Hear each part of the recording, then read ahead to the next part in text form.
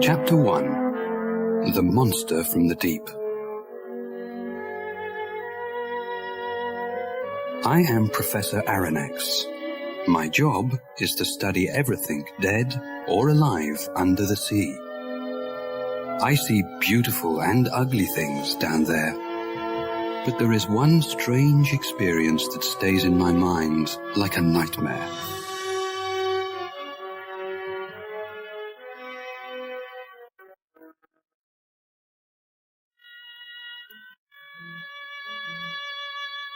It was 1867. Some sailors said that they saw a dangerous giant monster living in the cold waters of the ocean. Some ships tried to find it and kill it, but they never returned.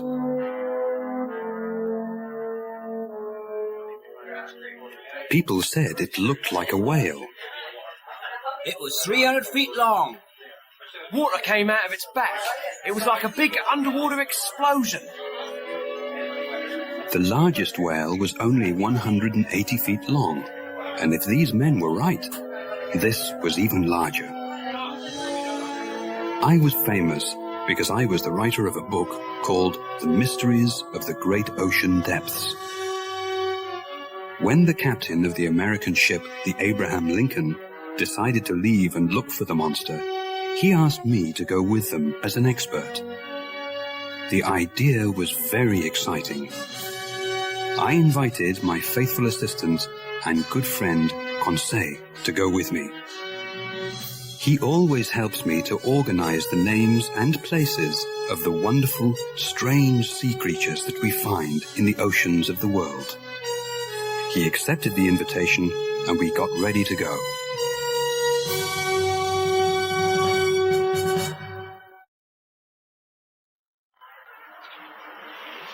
The Abraham Lincoln left New York Harbor on the 3rd of July, 1867. 500,000 people were there to say goodbye. Ned Land, the famous whale killer, was also on the ship. Farragut, the captain of the ship, was a strong and brave man. When we first met, he shook my hand and smiled at me. Don't worry, the ocean isn't big enough for both the sea monster and me. I'll kill it or it'll kill me. All I know is that one of us will die. I didn't like this idea, but I didn't say anything at the time.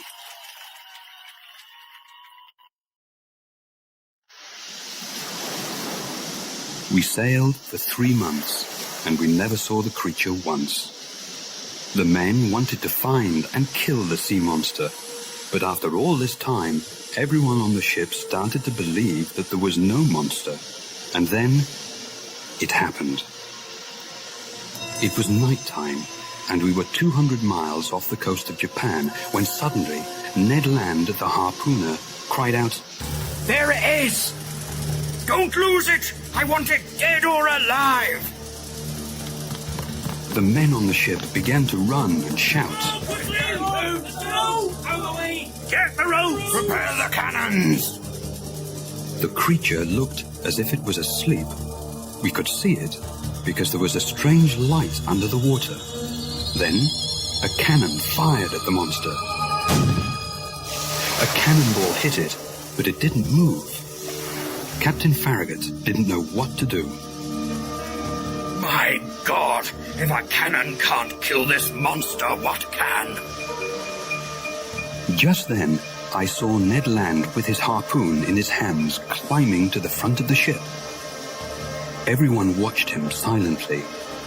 I saw the harpoon leave his hand and hit the giant creature right in its back. Water shot out of the wound. Its force knocked me right out of the ship into the dark, cold ocean.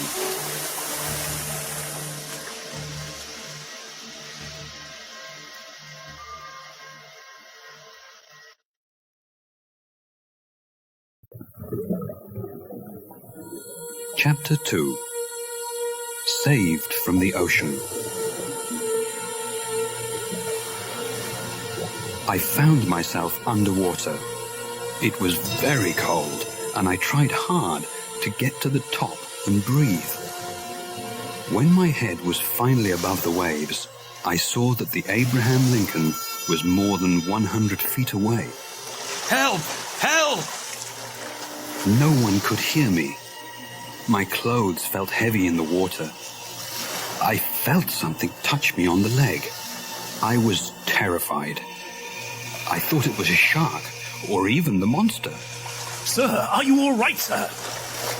Thank God, it was my faithful assistant, Conseil. Conseil, my boy, what are you doing here? When I saw you fall into the water, sir, I felt it was my duty to follow you. But why did you risk your life to save mine?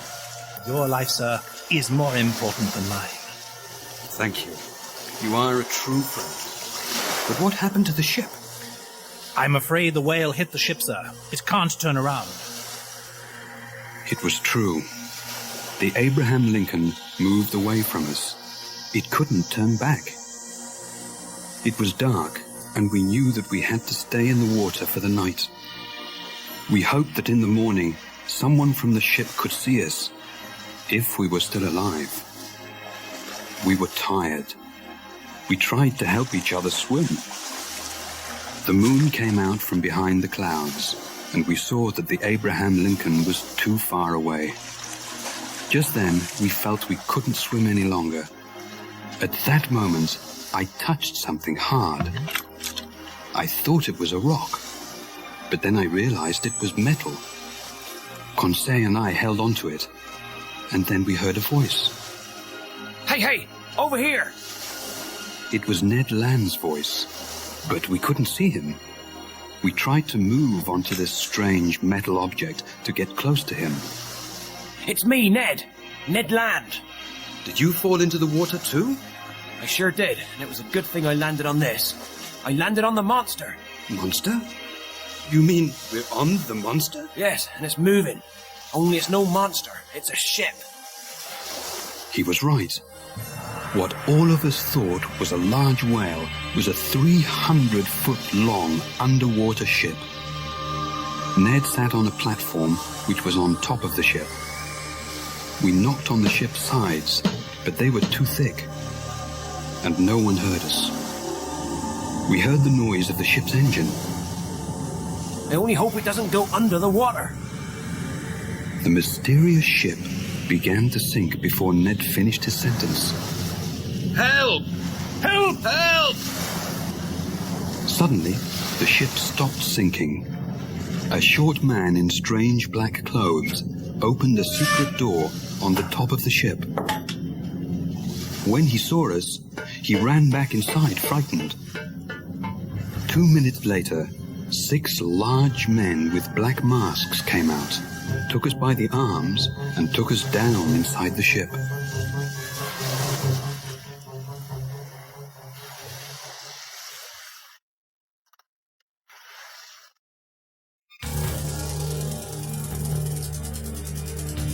Chapter 3. Inside the Nautilus. They took us through a long, dark tunnel. We could see nothing around us.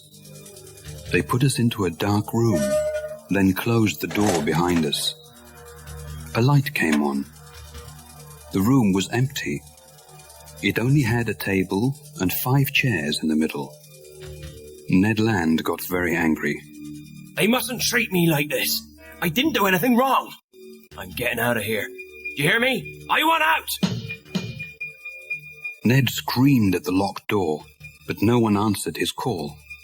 Don't use all your energy, Mr. Land. We may need it later. Quite right, Conseil. As usual, you speak with your mind and not your heart. The door opened again after some minutes. 2 men stood there in front of us. One was tall, with dark, serious eyes. The other was short. He looked at us without any interest.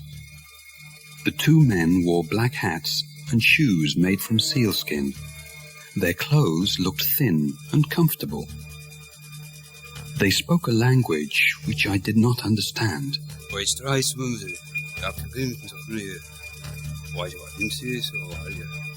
I spoke to them in French, German, and English, I told them our story, but they did not seem to understand. Mr. Land got angry again. You listen to me. You let us off this ship, or... There's no reason to be angry, Mr. Land. It is I who should be angry with you. The tall man was calm, and he spoke perfect English. He surprised all of us, and we didn't say a word. You are on the Nautilus. I am its captain, and my name is Captain Nemo. This ship and my own life is a secret to the outside world. I do not want to see that world again. I live here under the sea. You will stay here with me, but you will have the same freedom everyone else on the ship has. What does that mean, Cap? That means that you are free to see all the wonderful things under the sea. No man in your world can ever see these things. I am saying, gentlemen, that you are very lucky. You mean we'll never go home again? That's impossible. Mr. Land, you gave me no choice. I do not want anybody to know my secret. You attacked my ship. You found me. Now you must do what I say. Ned Land was not happy at all. I can only say that I was very interested in this strange man. Where did he come from? Why did he leave our world? Captain Nemo spoke to the short man in their strange language. Then the short man left us.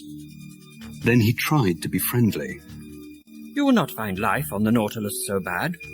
We have wonderful food, and your rooms are very comfortable. The captain showed Ned and Conseil to their rooms, but he stopped me for a moment. Professor, may I show you something? Why, of course. Captain Nemo took me down to the bottom of the Nautilus, where there was a room like a large museum. It had pictures by famous painters on the walls and glass cases with beautiful shells from the sea. I read your book, Professor. You know a lot about sea life. You see, I enjoy sea life. You have things here that most people only read about, Captain. Well, I enjoy this room, but what I really prefer is looking out there. The captain pressed a button, and two of the walls opened up. Behind them, there were large glass windows looking out onto the sea. A white light coming from the ship made everything easy to see. I stood in front of the window like a small boy at the zoo, and believe me, I didn't feel at all like Captain Nemo's prisoner.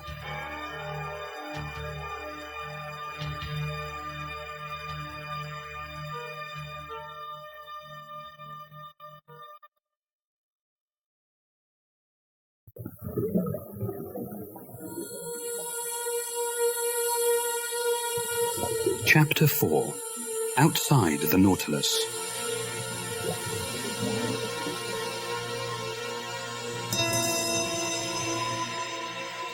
The Nautilus traveled underwater, watching the mysteries of the ocean. The captain and his crew were excellent hosts. They gave us wonderful seafood, and we were free to visit any place we liked on the ship. We traveled near the coasts of Australia and Papua New Guinea. I enjoyed seeing all the strange sea life of these waters. I had enough information to write a new book. But Ned Land was not happy on the Nautilus. He was a whale hunter, and his life was above the water, hunting whales. One morning, he asked Conseil and me to go to his room to talk. I want to talk about our escape. Our escape? We're underwater. How can we escape? Not now. This ship goes above water every 2 days to fill it with clean air. When we're near land, we have to try to escape. The waters we are in now are full of sharks, Mr. Land. I know that, Professor. We'll wait. When we get close to a country we know, we'll try to escape. But how will we leave the Nautilus? Ned Land had no time to answer this question. There was a loud crash, and we all fell to the floor. The lights went on and off, and the engine stopped. The top of the Nautilus was just above the surface of the water. I saw Captain Nemo on the platform outside the ship. The ship was between two large rocks, unable to move. We had to wait 6 days for the water to rise before the ship could leave. The captain didn't seem at all worried. The sea brought us here. The sea will take us away. We were very close to Papua. I could see it from the ship. Ned Land asked the captain if we could go on land and hunt some animals, because he didn't want to eat fish.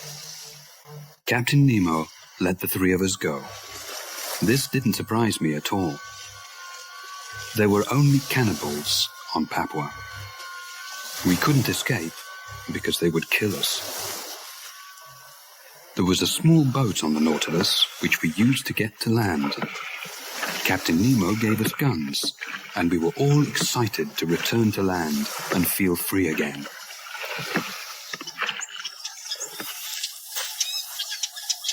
The beach of Papua was beautiful.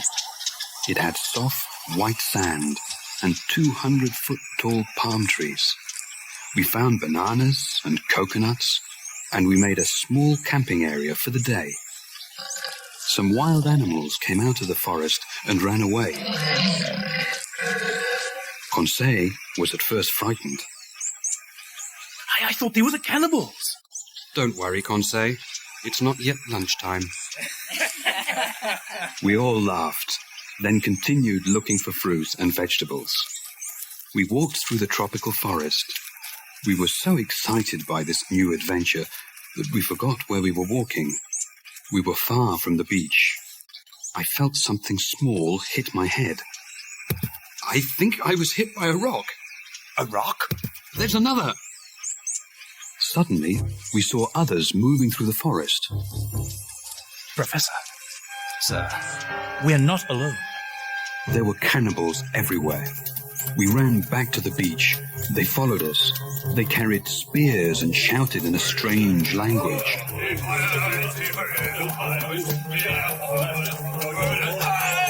We jumped into the boat, leaving all our food and guns behind. They got into the water after us. Some of them came in their own boats. They threw spears at us, but they all missed. We jumped back on the Nautilus and went below. I found Captain Nemo in a small room next to the museum. He was playing the piano. Captain, there are cannibals outside the Nautilus. The sea, Professor, and music make me feel very peaceful. Captain, did you hear me? I did, and there is no reason to worry. The Nautilus is perfectly safe from those outside it. The captain left the piano and went out of the room. He and some of his men went up and opened the outside door of the Nautilus.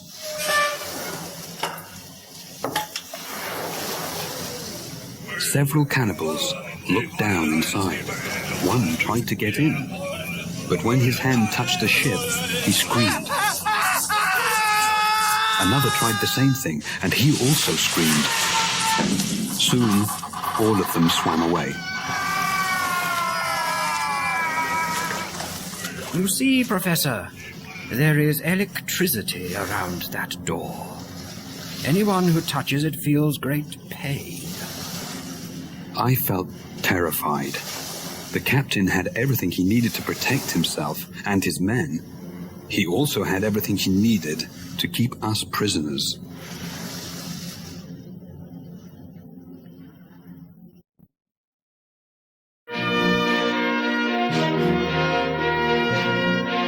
Chapter 5: An Underwater Cemetery. The Nautilus was finally free of the rocks near Papua. We now traveled east, past Australia, and into the Indian Ocean. Life on the ship was normal again. We sometimes stopped on the ocean floor and walked outside the ship. We wore special suits. They had large glass heads with special tanks filled with air so we could breathe. Ned Land still wanted to escape, and he thought about it every day.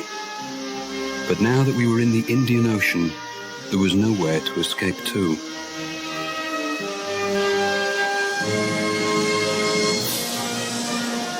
One afternoon, while the Nautilus was on the surface of the water, I went upstairs to have a look outside. I saw Captain Nemo looking through a telescope at something far away. He said something to one of his men, and the man went downstairs quickly. The captain looked very serious.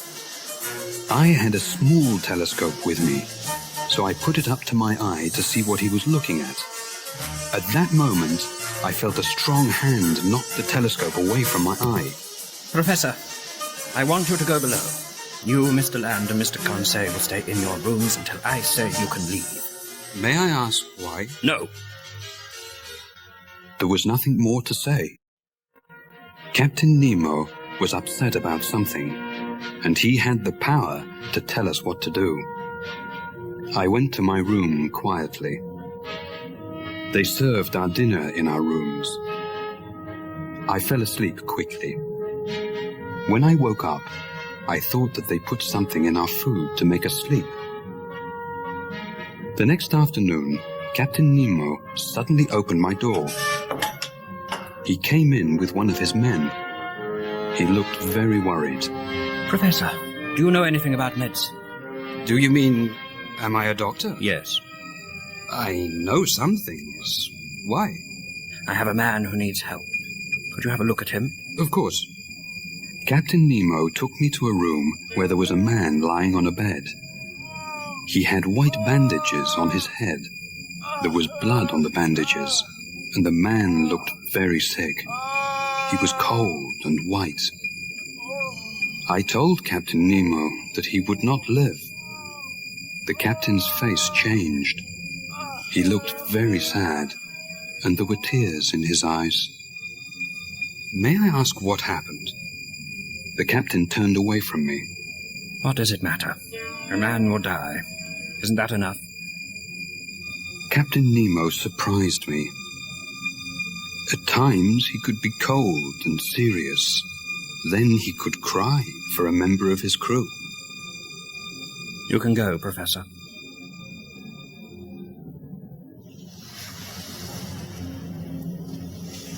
The next day, I saw the captain on the platform. It was a bright, sunny day. I did not want to say anything about the sick man, but I was curious. I asked him if he wanted to go for a walk on the ocean floor. He said yes, so we put our suits on and off we went. The Indian Ocean had the most beautiful rocks, plants, and fish in the world. All of us enjoyed it very much. It was like a colorful picture show. But Captain Nemo had another reason for our walk. I saw that his men carried something long and flat in a bag. They also had tools to dig with. Then we arrived at a safe area with large plants around it. They put the bag down and began digging. At that moment, I understood everything. They were going to bury the dead man. When we returned to the Nautilus, I told Captain Nemo that his man was safe where he was. Not even sharks can go there, Captain. Or men, Professor.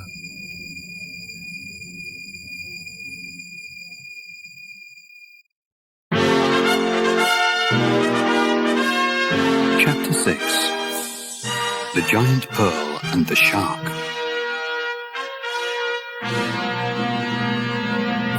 We traveled in the Indian Ocean for 10 days. The Nautilus did not seem to have any particular direction. I did not see Captain Nemo for some days after the man's death. He stayed locked in his room. The ship was quiet. One day, Conseil, Ned Land and I were in the museum room. We were looking through the underwater windows at the beautiful fish. I wanted to know what the others thought of Captain Nemo. Conseil said, I think he's a scientist who never had any success. That's why he's here under the sea. He's not famous, and he's angry about that. I think he's crazy, and we will die here unless we escape. I think you're both wrong. He's angry about something. He is not free here. He loves the sea, yes, but there is something missing from his life. Maybe he blames someone for that, and I think he wants to hurt that person. As I said this, the walls closed over the side windows, and Captain Nemo walked in. Would you like to go pearl fishing? This is the richest part of the world to fish for pearls. We all looked at each other and agreed. We were prisoners, but it was exciting to see all of the mysteries under the sea.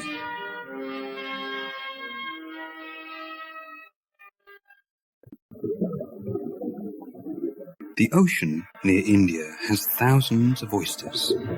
The pearls inside them can cost hundreds of dollars. There are many sharks in these waters, and it's very dangerous to go looking for pearls there. I didn't like the idea of sharks. We only had small knives to fight them with. Ned Land had his harpoon with him, but he was very busy trying to collect as many oysters as he could. Captain Nemo took us to a small cave. Inside it, I saw an oyster over 6 feet wide. It had a pearl inside it, as big as a coconut. I wanted to take it back to the ship with us. It was the only one of its kind in the world. But Captain Nemo said no. He wanted the pearl to grow alone there in the cave, until it was truly the most fantastic pearl in the world. On the way back to the ship, we saw an Indian boy swimming for pearls. We hid behind some rocks so he couldn't see us. Suddenly, a large shark swam nearby. The boy saw it, but it was too late. Captain Nemo swam away from the rocks with his knife in his hand and began fighting with the animal. The boy looked terrified. Captain Nemo fought with the shark, and there was blood in the water. The captain looked in trouble. Immediately, Ned Land attacked and killed the shark with his harpoon. The captain was safe, and I was so surprised that I couldn't move. When we got back to the Nautilus, the captain thanked Ned Land. You saved my life, Mr. Land. Thank you. Don't thank me. I kill sharks and whales because it's my job. I didn't do it for you. Come, Mr. Land. That's a horrible thing to say. It's all right, Conseil. I understand, Mr. Land. I saw in his face that he did understand Ned Land. We were prisoners. Ned Land's only thought was to escape. Captain Nemo understood that thought. He would feel the same way if he were in Ned Land's position.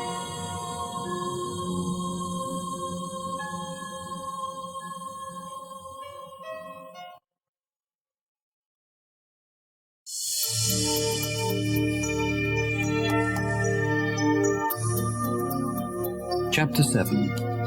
The Lost City. Captain Nemo took us north through the Indian Ocean to the Red Sea, but the Red Sea had no exit. As we got closer to Egypt, I went upstairs to the glass room at the top of the ship. It was dark outside. We were a long way under the sea. Captain Nemo turned on the outside lights. I don't understand, Captain. There is no exit here. We cannot go through the land. But we can go under it. Watch. We moved down below the country of Egypt. Suddenly, I saw a large hole in the rock. A tunnel. That's right, Professor. And we are going through. The Nautilus shook as we went through the small tunnel. It looked like an old cave. Then, water surrounded the ship, and there was no more land. When Conseil and Ned woke up, I told them that we were in the Mediterranean Sea. But how? Who cares how? Now's our chance. When we go up again, we're going to escape. We're close to Europe, and we can take the small boat to get to land. Do you agree? I could not think only of myself. Conseil loved the sea, but I did not think he wanted to live his life there.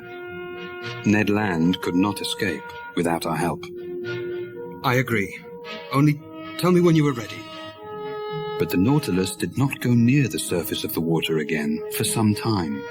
In fact, we went further down. Ned Land stayed in his room. I felt sorry for him, but I loved the sea. For many hours, I stood in front of the window in the museum. We sailed through the Mediterranean Sea and entered the deep, mysterious Atlantic Ocean. The ocean became dark, and we continued to go further and further down. Captain Nemo came into the museum as I studied the ocean floor. I have a little surprise for you, Professor. As he said this, a bright light appeared from behind the mountain of rocks in front of us. What is it? Just watch. We came closer to the light, and I could see trees on the ocean floor. That's not possible. The Nautilus moved up over the mountain, and I saw that the light came from an old underwater volcano. There was no fire, but the hot lava still produced light. The light showed us part of the ocean floor. There were stone houses and ancient temples on it. I did not understand how such things could be there. It looks like a city from thousands of years ago. It is.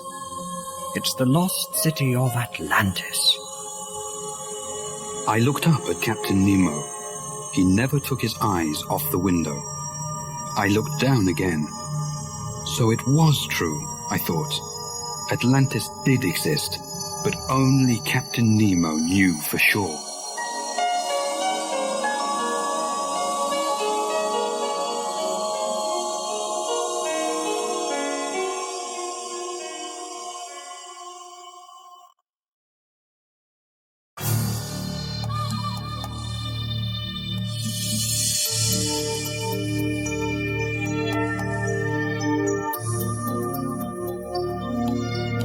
Chapter 8. The Giant Squid.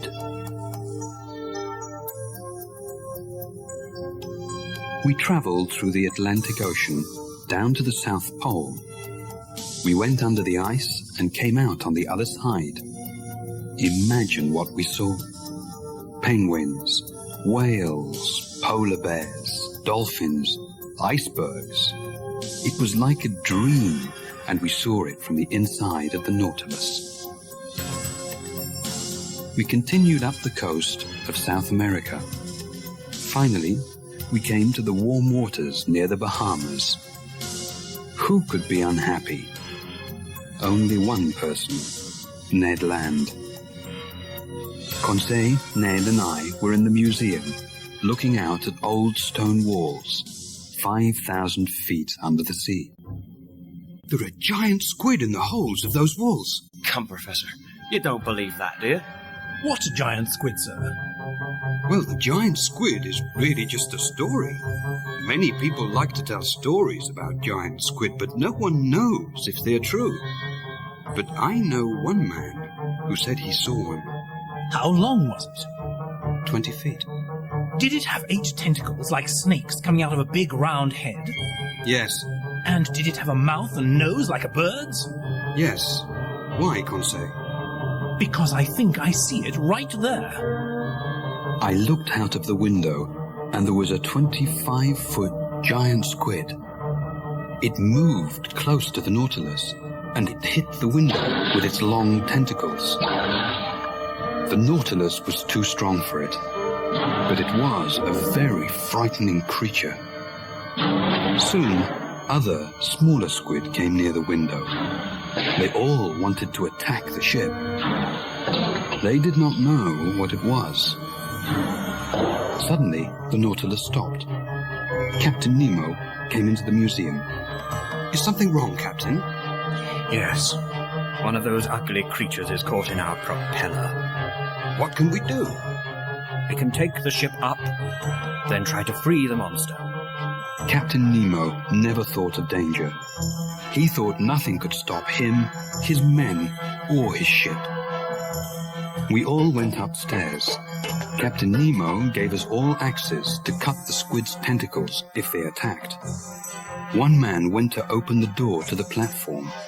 As he opened it, a long, thick tentacle of the giant squid came inside like a snake and pulled the man outside. We all ran up the stairs. Outside, 6 or 7 small squid moved along the top of the Nautilus, throwing all their tentacles at the ship and its men. We fought them with our axes, but the large one, the one with Captain Nemo's man in his tentacle, stood holding the man in the air. The man cried for help. I was surprised he spoke English. Captain Nemo attacked the giant squid with his axe. He cut off some of its tentacles. I thought Captain Nemo would save his man. Then I saw Ned Land with his harpoon in his hand. I thought he was going to kill the captain. "Ned, don't!" But I didn't need to stop him. One of the smaller squid knocked the harpoon out of his hand and threw Ned down. The squid was about to pull him into the sea. Captain Nemo saw this, cut off the squid's tentacle, and saved Ned Land. You saved my life! Didn't you do the same for me? Yes, but... Captain Nemo did not wait for the answer. He turned to help his own man, but it was too late. The giant squid shot black ink out of its body, and none of us could see anything. When we cleaned our faces and our eyes, the squid was gone, taking the man with it.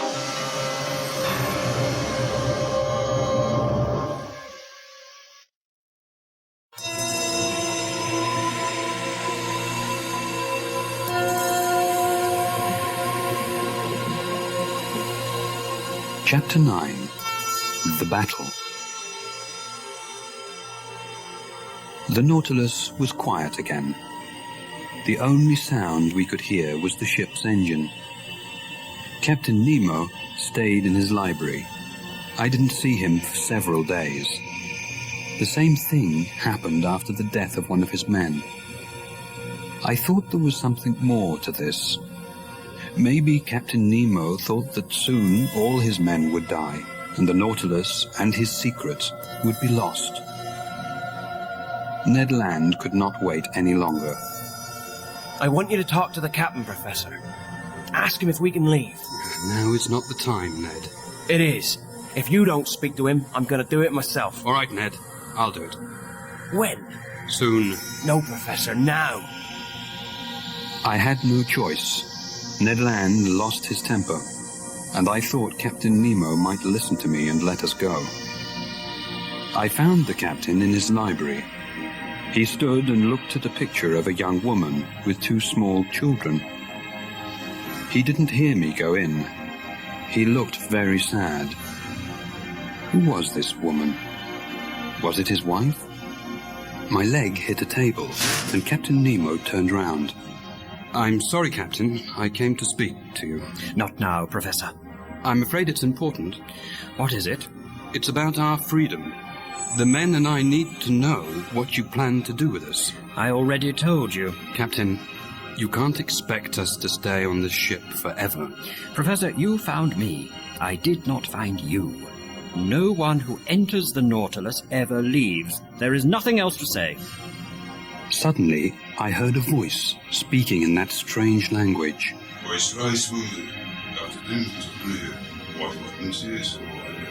The voice came from another room. It was one of the captain's men. The captain became very angry.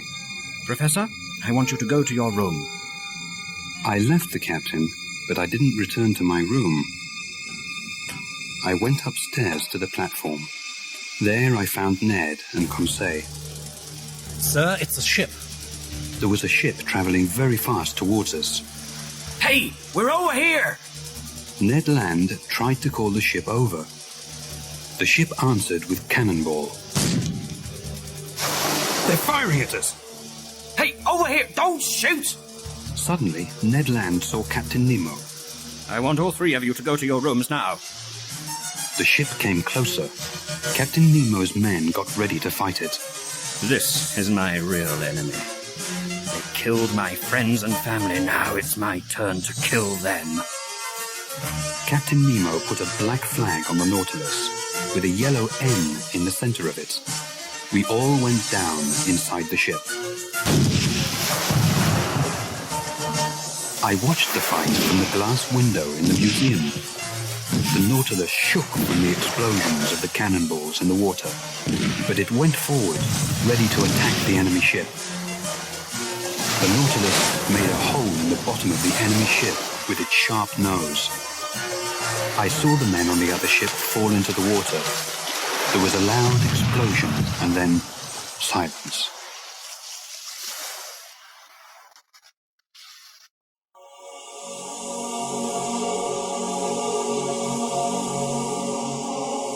Chapter 10. The Whirlpool. Captain Nemo was not the man I thought he was. I had respect for him as a scientist, but he murdered those men on the other ship. After the terrible battle with the enemy ship, everything on the Nautilus was quiet.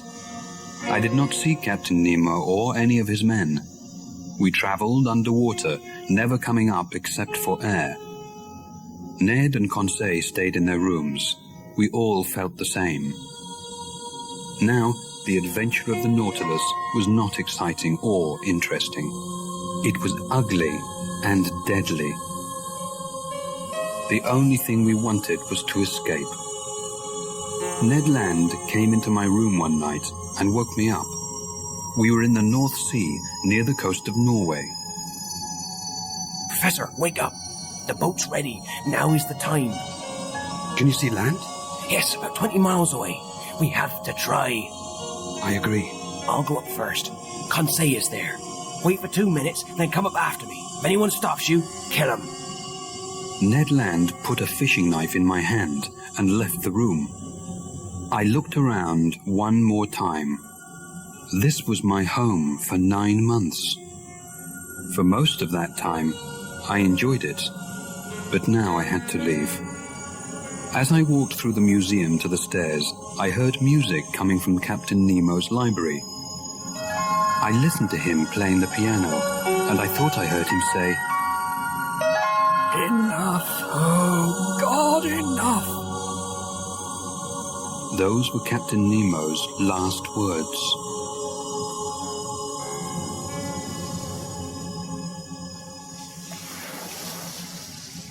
I found Ned Land and Conseil in the small boat on the platform. Ned worked quickly to set it free. The Nautilus suddenly began to turn round in circles. The men below began to shout. What's happening, sir? I don't know. Get ready. I'm almost finished. Suddenly, I thought I understood what the men below said in their strange language. The Nautilus was in a whirlpool. The waters off the coast of Norway were famous for this. Boats which sailed into these whirlpools never escaped. What shall we do, Professor?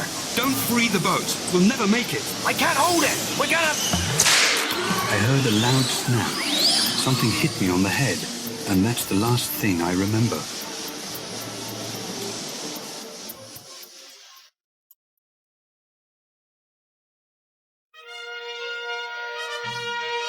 I am writing this now some months later. I am safe now. The whirlpool threw our boat away from the Nautilus. Some fishermen found us and took us to the shore. I do not know what happened to Captain Nemo and the Nautilus. Maybe he is still alive, living under the sea. All I know is that we traveled 20,000 leagues under the sea, from the Pacific to the Indian Ocean, through the Red Sea and the Mediterranean, across the Atlantic and to the North and South Poles. I saw things that no man from my world will ever see. It was a strange and wonderful adventure, one I will never forget.